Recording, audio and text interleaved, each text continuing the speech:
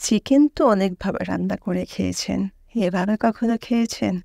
না খেলে একবার খাওয়ার অনুরোধ জানাচ্ছি। আশা করি খুবই ভালো লাগবে।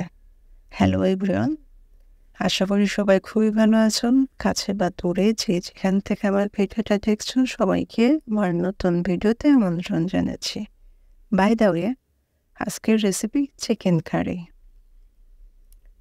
নান, পরোটা অথবা রুটির সাথে খেতে খুবই ভালো হয়। রান্না করা খুবই সহজ।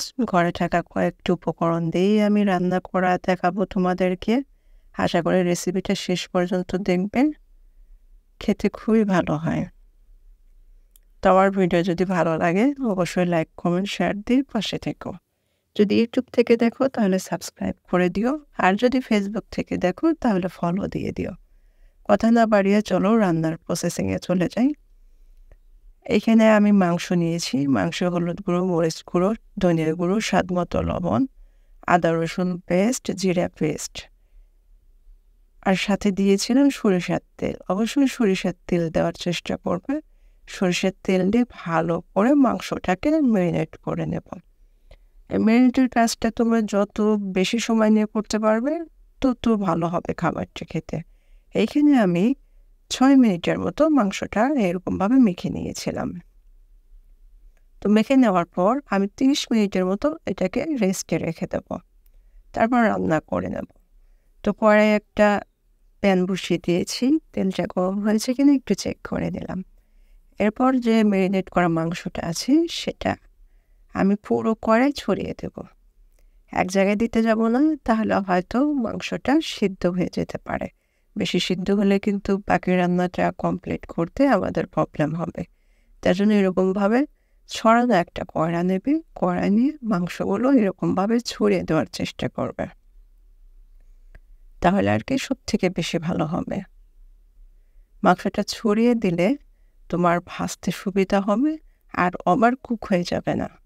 ওভার কুক হলে রান্নাটা কমপ্লিট করতে মাংসটা একদম ঝুড়ো ঝুড়ো হয়ে যাবে। তখন যে খাবারের টেস্ট সেটা কিন্তু আর তোমরা পাবা না। তো এরকমভাবে আমি মিডিয়াম টু লোতে রেখে ভালো করে কড়া করে এটা ভেজে নিয়েছিলাম। তোমরা দেখতেই পাচ্ছো আমি কতটা ভেজে নিয়েছি। আমার মাংসটা কিন্তু 80% সিদ্ধ হয়ে গেছে। তো মাংসগুলো সবগুলো উঠিয়ে নিলাম। একই কড়াই আমি বাকি রান্নাটা করে নেব।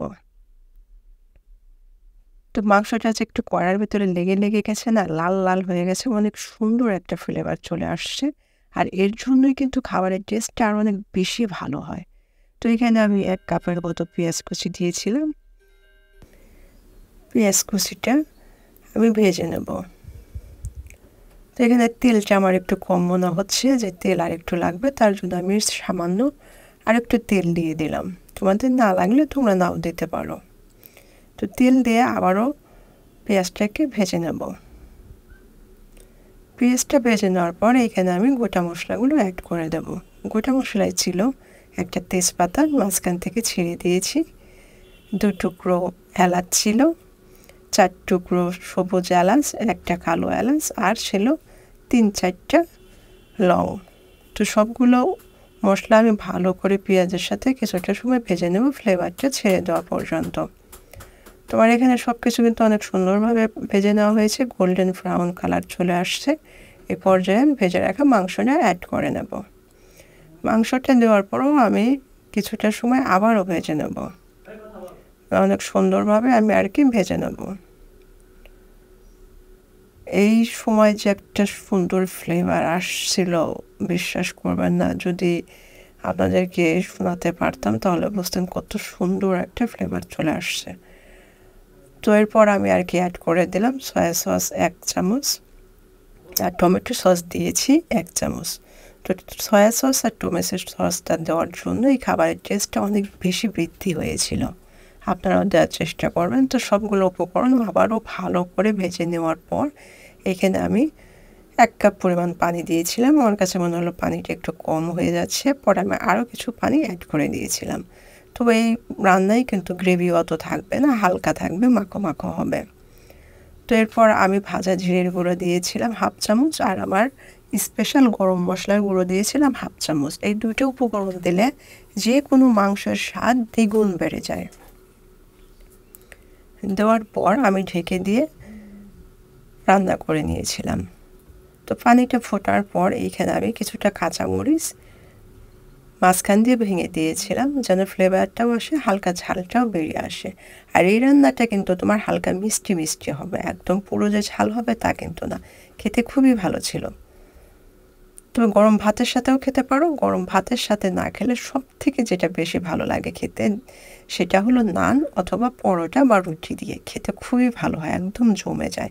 বাচ্চারা তো ভীষণ পছন্দ করবে, বড়রাও খুবই পছন্দ করবে।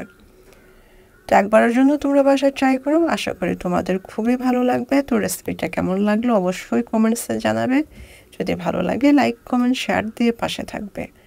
সুমি পারভীন চ্যানেল মানেই সাধ্যের মধ্যে পরিপূর্ণ তৃপ্তি। আমি সব রান্না খুব সহজভাবে দেখানোর চেষ্টা করি যেন সব ধরনের মানুষ আমার রান্নার টেস্টগুলো পেতে পারে তার জন্য। তো ভালো থাকবে সবাই, আবার দেখা হবে নতুন কোনো রেসিপিতে। আল্লাহ হাফেজ।